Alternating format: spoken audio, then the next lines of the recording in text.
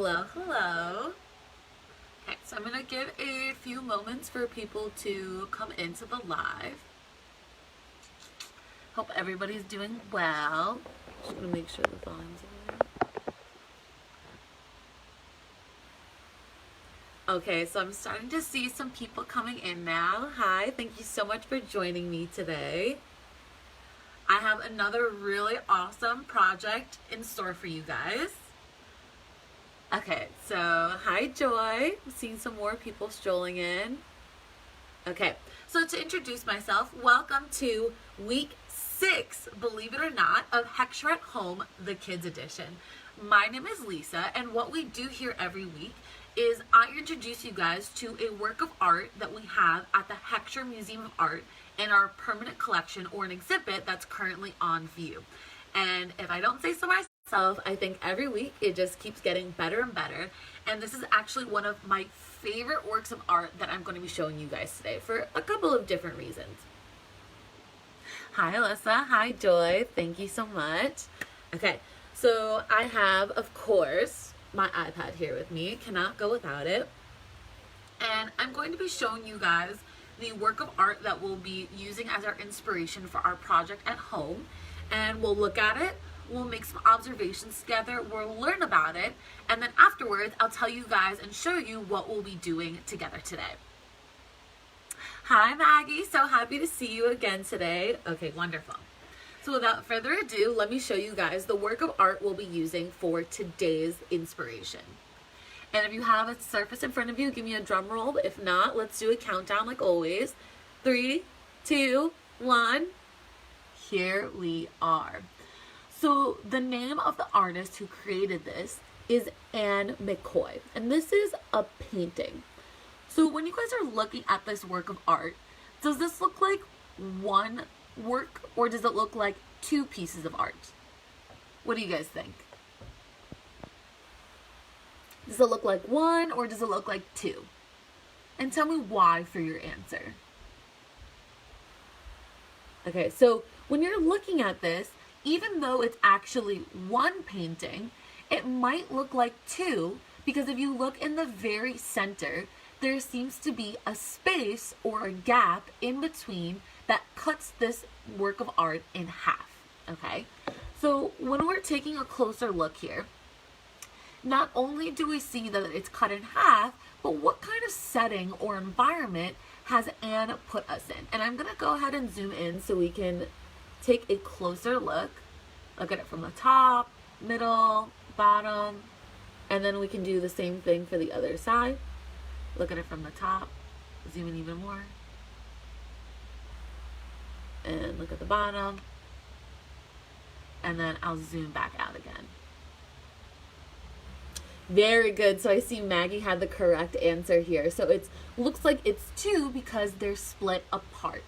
So when you guys are looking carefully and when we zoomed in, taking a closer look, what different details did you guys notice the most?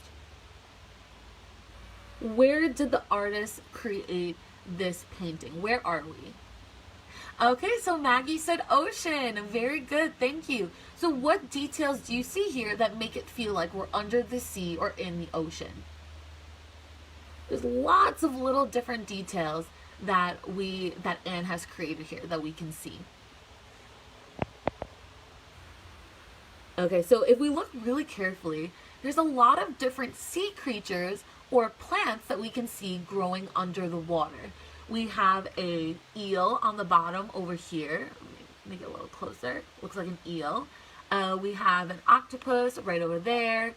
We see lots of different plants in the background, some coral. Is there anything that you guys can see here that doesn't look like it belongs under the sea? Okay, so Joy said that she sees coral. Maggie sees that she sees a lot of sea animals. Very nice job, guys. But is there anything that you see here that you might not actually be able to see under the sea or in the ocean normally? And once again, let me give you guys a hint here and zoom in. Does that look like something you would see under the water, deep in the ocean? right over here, this thing. What do you guys think that is supposed to be? Is that a sea creature? Is it a plant? Is it coral? What's that supposed to be? Right over here. Okay, nice. So Maggie said that she sees a planet. Where would you guys normally see a planet? Under the sea or somewhere else? Okay, awesome. Maggie even said that it reminds her of Saturn, one of the outer planets. So normally when we look up in the sky in outer space, that is where we can see the sun, the moon, the stars, and of course planets. So not only did Ann McCoy create a beautiful underwater painting here, but she also did something cool by incorporating things from outer space as well. So remember how we mentioned that it looks like this is two different works of art because we have this gap in the middle? So when we have something like that, we call that a diptych. So if you've never heard of that word before, you can repeat it after me. Ready? Diptych. So that means when we have two different parts that come together and we're making us look at one work of art, but it looks like two. So not only do we have two sides of this painting, but we also have these two different ideas, right? We have what looks like to be under the sea, and then we also have parts of outer space that the artist included here as well. I know, it's kind of crazy. Why are these planets or things from outer space doing under the sea? So when we're looking here, Anne used so many different details to really make this a full and fun painting to look at. And if you guys notice, some things look smaller than others, while others look like they're really big and closer to us. And the reason for that is because we have overlapping. So when I say this, in the background here,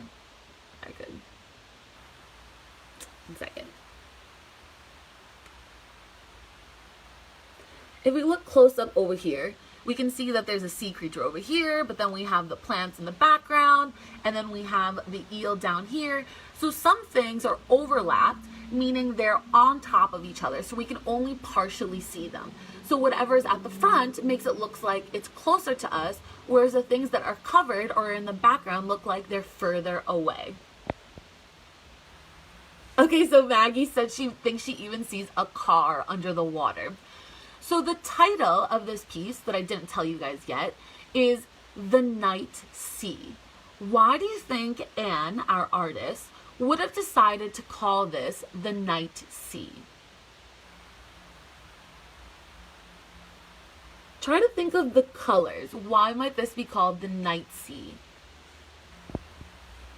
So when we look at the water, let's say if we were at the beach and you see the part that's more shallow or closer to us by the shore, it's a much lighter color blue, right? Or it could even be transparent if you're just looking at a little bit of water.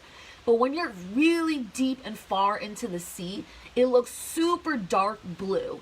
And then when you look up in the sky is also blue, but when you see it at nighttime, it changes colors and it's a dark blue or almost even looks black. So we have the solar system planets here in the background as well as the night sea. So Anne took these two ideas and combined them to create this diptych that really looks super cool. Okay. So I'm going to take this and put it down for a second. I'm going to show you guys what we're going to be doing based on what we were just talking about with Ann McCoy. So for this project, you might have already seen it online, but what I decided to do was I created my two different sides for creating our own diptych, or two parts to our work of art, but I actually didn't complete it because I thought it'd be really nice for you guys to see how I normally create my works of art. So for my one half, I decided to do Under the Sea, just like Ann McCoy did. And then for the other half, we have the solar system, or not just the solar system, outer space. So for my Under the Sea one, I actually finished it. So I'm going to show you guys what that looks like. Okay. Ta-da!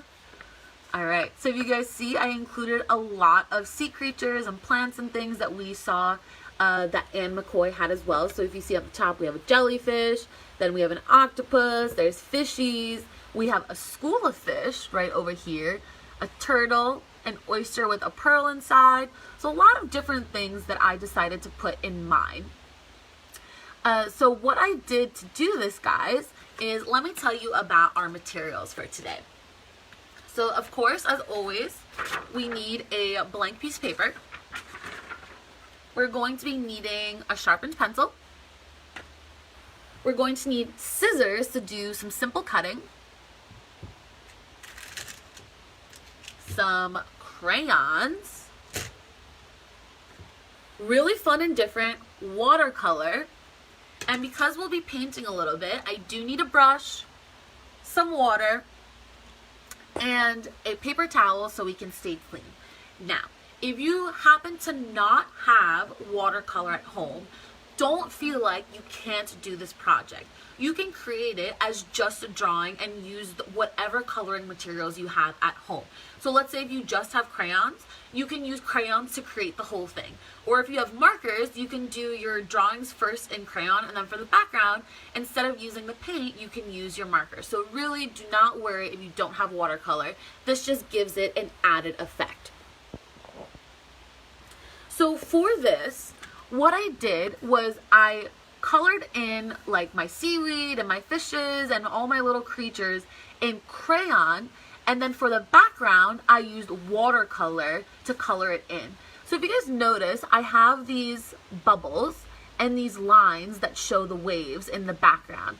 So for that, I actually used a white crayon, and it doesn't show up when you're just coloring, but then once you add the watercolor, it really starts to pop.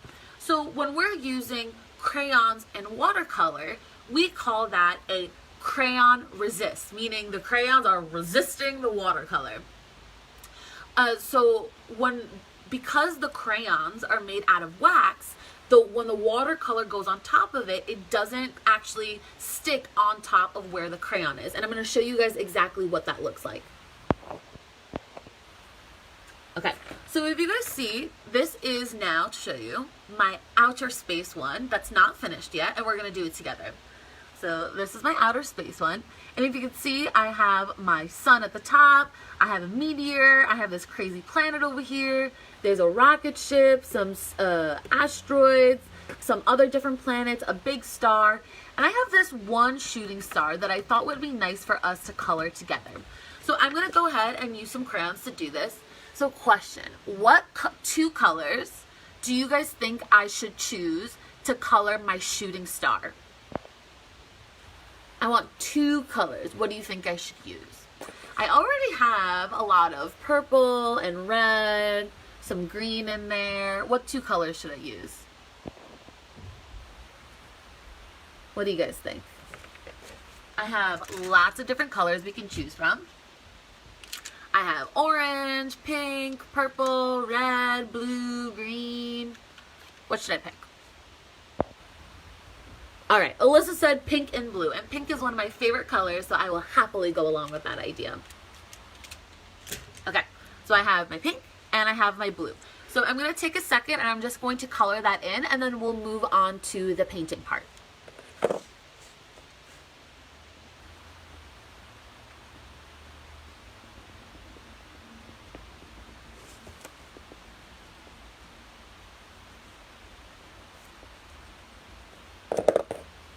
So a question, guys, do you prefer things that are under the ocean, or do you like things that are in outer space? What do you guys think? What do you guys like better? I honestly like both, but I can't swim, so that's always been a problem for me. So maybe for today, I'll choose outer space as being my favorite.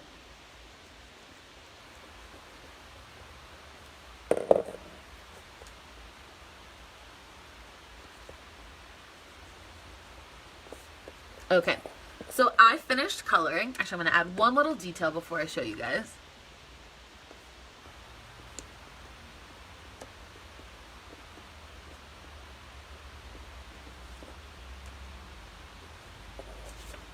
Okay, so I added my shooting star, and it's blue and pink, just like you guys suggested. Okay, so Maggie said orange and yellow, and Joy said purple and dark blue. Okay, So I have all these different color combinations here, but I'm going to go ahead and actually get into using the watercolor and showing you guys how it doesn't actually stick to where we put the crayon. So like I mentioned, you need water. This is filled with a little bit of water, and we're going to be using our watercolors and the brush. So a big tip when you're using watercolor, you have to make sure that you have a good balance so that it's not too dry but also not sopping wet, because then it's just going to get really messy. So I'm going to go ahead and dip my brush in. And I did bring a paper towel over, so I'm just going to lightly dab so we're not dripping everywhere. And so when I think of outer space in the galaxy, I think of blacks and blues and purples. So I'm going to do a mix and experiment, because of course this doesn't have to be perfect. We're going to have fun with it and see what it starts to look like. So I'll start to do it from side to side and then show you guys what it looks like. Okay, so I'm going to grab a little more water.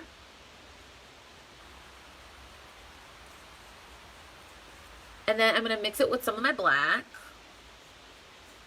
to make it a little darker, really look like outer space.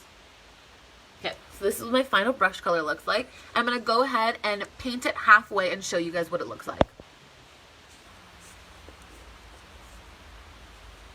Okay, it looks a little more black than I wanted, so I'm going to go ahead and add a little more blue.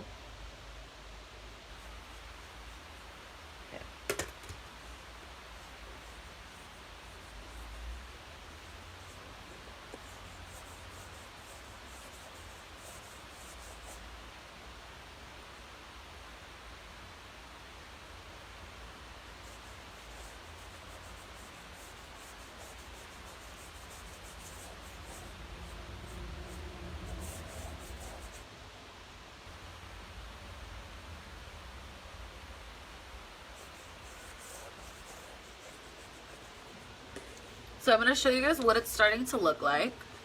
So if you see here, I went across where my different stars and planets are, and you could see the water is staying on top of where I used the crayon. So I'm going to go ahead and finish coloring this in so you guys can see what it looks like.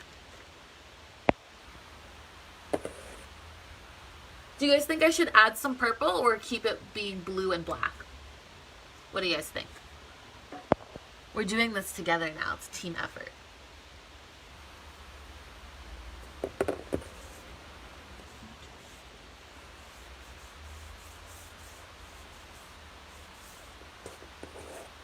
So before I go any further, I wanted to show you guys also what it looked like to add in the white.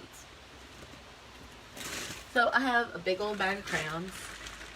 So I have a white right here. So when you guys look up at the night sky, what do we see a lot of? We see the sun, we see the moon, and what else do we have a lot of that you can't even count? There's so many of them. So we have the sun in the sky, we have the moon, but then when we look up, we see a lot of beautiful, gorgeous stars. So I'm going to be using my white crayon, and it'll show up. You won't be able to see it on our white paper, but once I continue and add the watercolor on top of it, then it'll start to show up. So I'm going to add that right now. So I'm just going to be adding dots so it looks like pretty stars in the sky.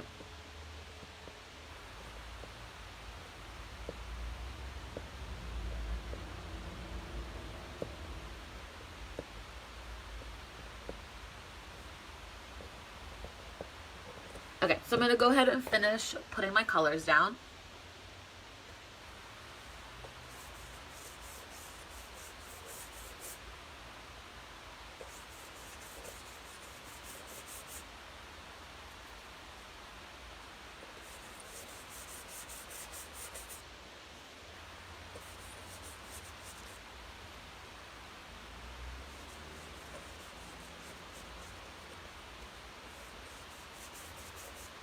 And I'm going to add a little more black so it really looks like outer space.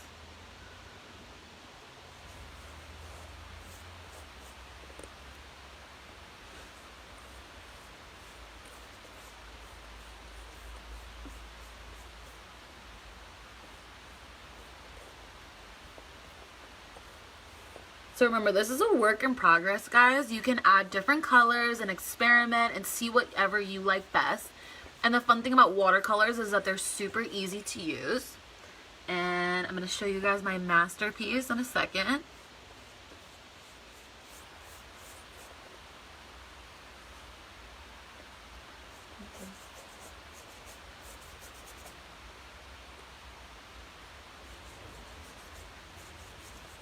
Okay.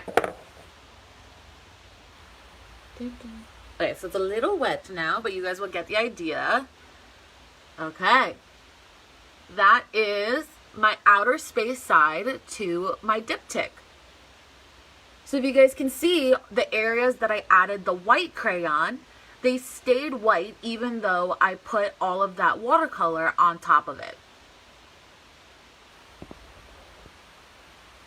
Very good, and Maggie gave me my answer for stars. Hi Christine, thank you so much for joining us today. So this is one side to my diptych, and then this was the other side. So now it's a combination of under the sea and outer space. And so I'm going to go ahead and put this on a white piece of paper so it's all together.